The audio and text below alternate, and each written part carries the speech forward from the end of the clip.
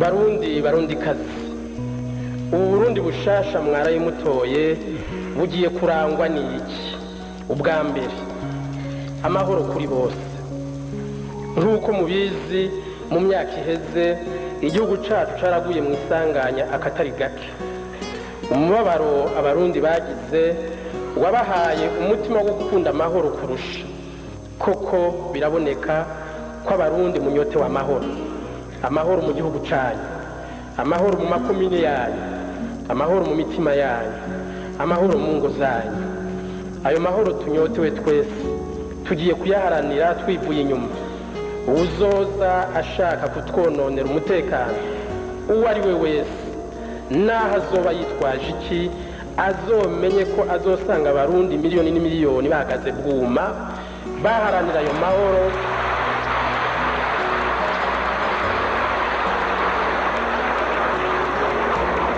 baharanira ayo mahoro twagwaniye kandi twaraye dutsindiye. Ubwa kabiri, Uburundi bushasha bugiye kurangwa no kubahiriza agateka kazina muntu mu bice byose kandi kuri bose. Guturubika umuntu, gutabagaza ubuzima bwiwe canke kubuzimanganya, gufungira abantu ubusa canke kubafunga bitajanye n'amategeko, kutubaha umuntu ngo nuko atifise. Ivyo byose bikaba biranga intwaro z'agahotoro tugiye kubisezerera muri iyi ntwaro y'Uburundi bushasha.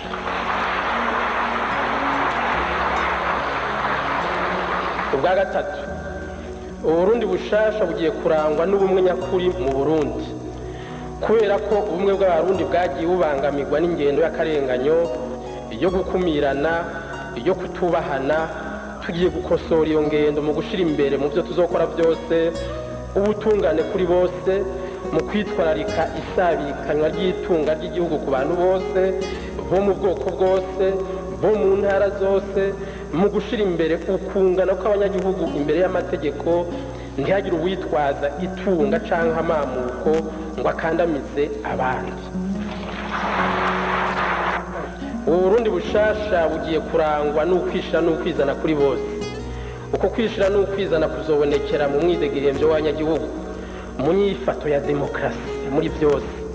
Abantu barongorwe nabo bitoreye kuva hasi gushika hejuru, abantu baserure ivyumviro vyabo atangomanzi. Ubwa gatanu, Uburundi bushasha bugiye kurangwa n'ingendo yo gushira imbere ibikorwa. Mu Burundi tugira Imana, dufise abanyagihugu bakunda ibikorwa.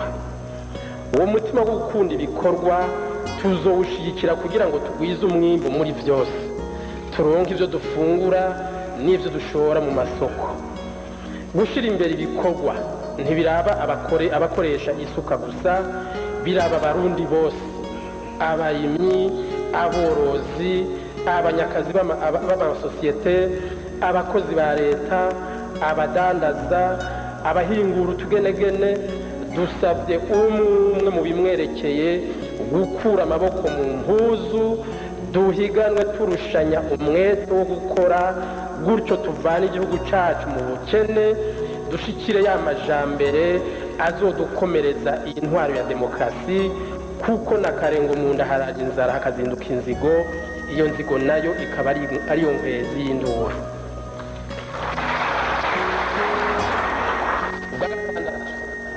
Uburundi bushasha bugiye kurangwa no gusabikanya itunga ry'igihugu. Ni ukuvuga ko duhakanye ingendo zahitiye zo kwigumira, zo gukumirana, ari vyerekeye itunga ry'igihugu, ari vyerekeye imigambi y'iterambere, ari vyerekeye amashuri, amavuriro, ari vyerekeye akazi mu bisata byose. Abarundi dutegerezwa kubisabikanya mu ntara zose, mu moko yose, mu bantu bose, kugira ngo umwe wese aronke ico cose afitiye uburenganzira atawanja wangura. Ubwindwi, Uburundi bushasha bugiye kurangwa n'umwitwarariko uhagije mu gutunganya no mu kubungabunga ivya leta. Abazoba bajejwe akazi ka leta bazocungwa ijisho n'abanyagihugu kugira ngo bakorane ubwira akazi bajejwe. Itunga rya leta ntirisesagurwe canke ngo rinyuruzwe. Uwuzokorakora mu itunga ry'igihugu, uzorisesagura azoba ahemukiye abanyagihugu, azoba ahemukiye uburundi bushasha, nawe abanyagihugu ntibazomubabarira.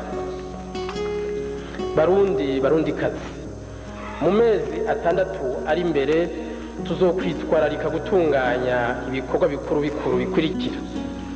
ubwa mbere, mu maguru masha tugiye gutegura itegeko ryo kugirira ikigongwe abafunzwe imbere y'itariki imwe y'ukwezi kwa gatandatu umwaka w'1993, ari abafungiwe politike, ari abafungiwe ibindi byaha, kugira ngo abo bene wacu nabo bave mu mvuto baze badufashe kubaka uburundi bushasha.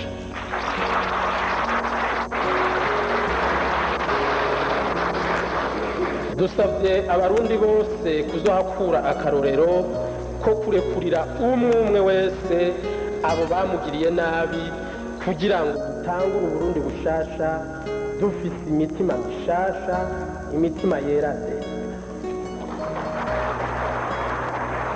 bwa kabiri, tugiye kwitegurira bikwiye itahuka ry'impunzi z'abarundi. turazi ko benshi mu barundi bari hanze bariko baritegurira gutaha. mu maguru masha tugiye kurungika intumwa mu bihugu duhana imbibe n'iburaya, kugira ngo zitohoze neza abashaka gutaha uko bangana, zitohoze neza ibyo bakeneye. hanyuma izo ntumwa zigarutse, tuzoca dukoranya inama y'amashirahamwe asanzwe aterera muri ico gikorwa hamwe n'abazoba baserukiye leta, kugira ngo twegeranye uburyo bukwiye bwo kwakira abahunguka. ubwa gatatu, mu maguru masha ubushikiranganji bwose buzokwiga politike yerekeye ibitegerezwa kurangurwa muri ubwo bushikiranganji. iyo politike nshasha itegerezwa kuzokwirikiza porogaramu ya Frodebu n'ivyumviro nyamukuru twashikirije abarundi igihe twariko turahiganirwa kurongora uburundi. ubwa kane,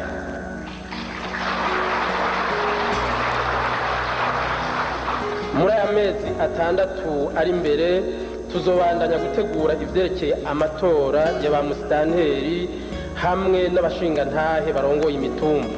nico gituma ibwirizwa rigenga amakomine rizotegerezwa kwigwa n'inama nshingamateka, ku buryo abanyagihugu baronka muri iryo tegeko uburyo burashe bwo kwitorera ababarongora mu makomine biciye mu mahiganwa y'abitoreza ibibanza byo kurongora imitumba, amakaratiye n'amakomine.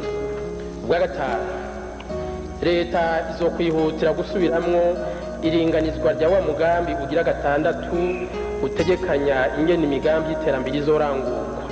nkako uwo mugambi ugira gatandatu wari waringanijwe n'iyi leta itubishije yisunze ivyumviro vy'umugambi watwara ico gihe. dutegerezwa rero gusubiramwo uwo mugambi twisunze porogaramu y'umugambwe sawa Frodebu. ubwa gatandatu, tuzokwihutira gutegekanya kundi gusha ingena amafaranga ya leta ategerezwa gukoreshwa. ni naco gituma tuzogiriranira ibiganiro hamwe n'abaserukira ca kiga c'amafaranga mpuzamakungu hamwe n'ibanki y'isi yose, kugira ngo twumvikane ku mfashanyo n'ingurane igihugu cacu kironka n'uburyo ayo mafaranga ategerezwa gukoreshwa. muri ivyo vyose tuzoshira imbere ico cose gishobora kugirira akamaro igihugu cacu, na cane cane mu vyerekeye guteza imbere ubutunzi. ubwindwi, mu minsi iri imbere tuzotegura twongere turemeshe ibiganiro mu makomine, ku mitumba, mu makaratiye, mu makambi y'abasoda. ivyo biganiro bizoba bifatiye ku ngendo n'inyifato nshasha bitegerezwa kuranga abarundi muri ubu Burundi bushasha.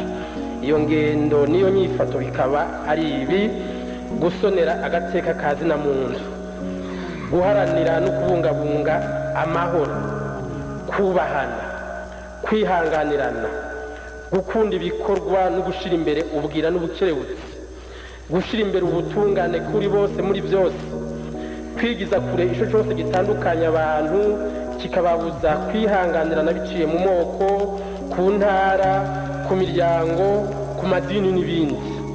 iyo ngendo niyo nyifato nshasha bizotegezwa kwigishwa mu mashure yose kuva ku ntango gushika muri kaminuza. barundi kazi uburundi bushasha twinjiyemwo n'ubwa bose nta nyagupfa nta nyagukira twese dutegerezwa kubugwanira twese dutegerezwa kubungabunga twese dutegerezwa kubwubaka nabwo butegerezwa kutubera icugamo c'amahoro n'iterambere kuri bose turasabye rero ntihagire n'umwe yikumira ntihagire n'umwe yigira sindabibazo twese tugira urunani rw'intamenwa maze demokarasi ivyagire mu gihugu abarundi bishire bizane batunge batunganirwe tuzohore twiyaga umugani amabi yari yarakataje abarundi kuva turonka intayo kwikukira ndangije ndabifuriza amahoro mu mitima yanyu amahoro mu ngo zanyu amahoro mu gihugu cacu imana iduhezagirire abarundi n'abarundi murakoze